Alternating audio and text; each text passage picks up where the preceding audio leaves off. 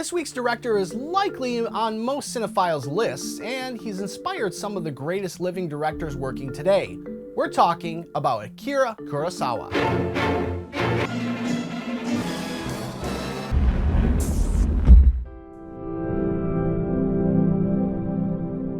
Over 50 years, Kurosawa made 31 films across genres. Spielberg, Kubrick, Tarkovsky, Lucas all credit Kurosawa as a filmmaker that sparked their love of film. I mean, the first one I saw was Seven Samurai, and after that I was completely hooked. I said, this is really good. In fact, as you may know, the story and characters in Hidden Fortress formed the roadmap for an interstellar fantasy that revolutionized film in 1977. But his collaboration over 16 films with actor Toshiro Mifune stands out amongst others. From Rashomon to The Bad Sleep Well, Kurosawa and Mifune were able to capture unique, conflicted characters, villains, anti-heroes, and quiet sages. Kurosawa, too, was inspired by directors from the West, specifically John Ford. As a kid, Kurosawa watched westerns with his father, and as a filmmaker used tropes from that genre throughout his movies, including, most recognizably, Yojimbo, a film that would later be remade by legendary spaghetti western director Sergio Leone.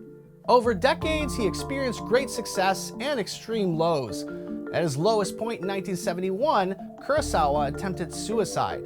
Years after recovering, George Lucas and Francis Ford Coppola stepped in to help fund his next epic film, Kagemusha, and shortly after that, he made his late-life masterpiece, Ran.